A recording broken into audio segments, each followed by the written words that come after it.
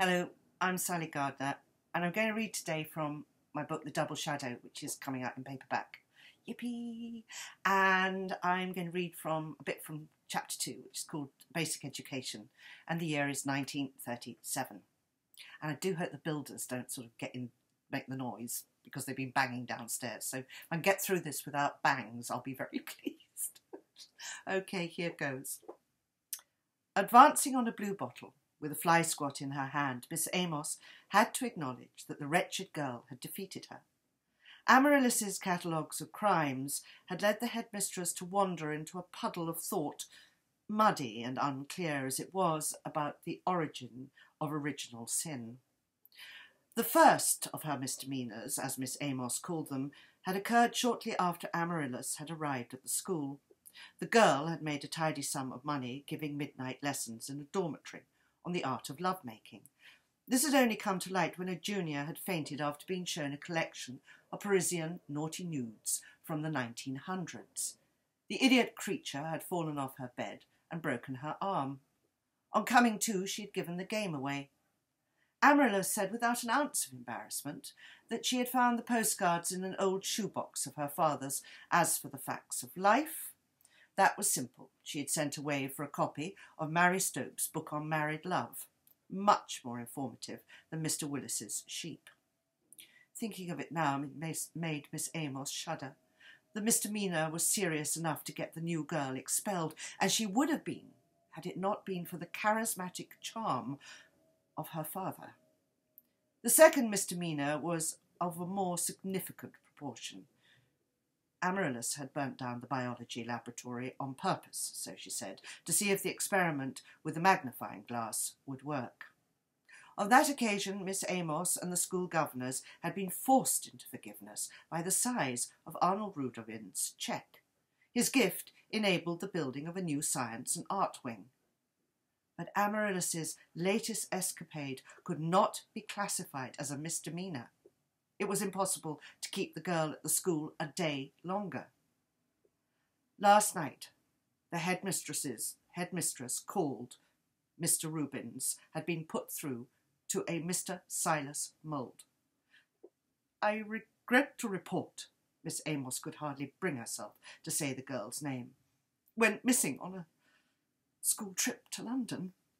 Mr. Mole remained calm. He asked her, not on any account, to involve the police or the press. Miss Amos, shocked by his casual tone, was stunned into silence. What? Asked the remote voice at the end of the line. Did she intend to do when Miss Rubin returned to school? Miss Amos didn't hesitate. She'll be expelled. There was a silence that seemed no more than the click of a pen cap. Is there a sum of money that might make you reconsider? Miss Amos pursed her thin lips, and beads of sweat formed above them. The school motto stared down at her. To serve one's country, to do one's duty, to obey the word of the Lord. No, this must be the end of the matter. There was a long silence, in which the line crackled, and Miss Amos was on the point of thinking that she had been disconnected, when Mr. Mole said in a disinterested tone, A car will be sent for her tomorrow. But, said Miss Amos indignantly, what if she doesn't return? The phone went dead. That morning, just after assembly, a handsome man in an evening dress entered her study unannounced, followed by a dazzling beauty of a woman, full lips, hair perfectly couturied, and was wearing a silver dress, a mirage shimmering into a mermaid's tail. The vision, for there was no other word to describe her, quite discombobulated Miss Amos. The business card the man handed her read, Maurice Sands, entrepreneur. Miss Amos turned the card over. How can I help you? She asked, brought back in wonder. His accent was so unexpected, she hardly listened to a word he was saying. The Wanderer? Inquired Miss Amos. I'll come off it. Amaryllis. Miss Amos, unused to being addressed in such familiar tone, was quite at a loss as to what to say when the bluebottle noisily made its entrance into the room and headed straight for her. Flapping her hands, she tried in vain to squat it away. The young woman gently swaying back and forth. "This is Miss Rubens," said Morris Sands. Miss Amos was still unable to join together the dots that would make this goddess form a picture of a humdrum schoolgirl. "What is your name?" she asked.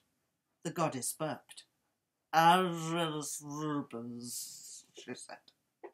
And finally the drawing was complete, and the full outrage of the situation hit Miss Amos so hard that she started to tremble. Do you realise, Mr. Sands, that Miss Rubens is just 16 years old and a pupil at this school?" She made to lift the phone. "I am going to call the police and have you arrested for the abduction of a minor." "I think," said Morris Sands, taking a cigarette from a gold case, "you will find that to be very ill-advised. I'm sure Mr. Rubens wouldn't be pleased if you involved the police. He doesn't like scenes." "Are you threatening me?" "Suppose I am," he said, blowing a perfect smoke ring. Miss Amos let go of the receiver. Amaryllis, still swaying slightly, suddenly burst out laughing. Morris Sands, despite himself, began to laugh too. "The girl's drunk," said the headmistress, stating what had been obvious from the start. "High-spirited," said Morris Sands. He put his arms round Amaryllis. She turned and vomited all over him. He jumped back, horrified. "You little cow! My dinner jacket's ruined." "Whoops-a-daisy," said Amaryllis, ghostly pale. "I think you should leave," said Miss Amos, forcefully ringing a handbell. Help was most definitely needed. Morris Sands was mopping his dinner jacket with his handkerchief when Matron entered, followed by a maid. "There's been an accident," said Miss Amos. "If you wouldn't mind showing Mr. Sands the cloakroom." Morris Sands stopped at the door and turned to Amaryllis. "Better behave yourself. You wouldn't want me telling Daddykins what a naughty little girl he has, would you?" Miss Amos waited until the door was finally shut, and returning to the safe fortress of her desk, never for a moment thought to ask what Mr. Sands had meant. She felt there was no more proof needed. The girl was a bad lot. With a deep intake of breath, she began her well-prepared and seldom-used speech. Miss Rubens was a disgrace to the school. Before Miss Amos could reach the coup de grace that Amaryllis was to be expelled, she had already picked up her silver tail and left the room.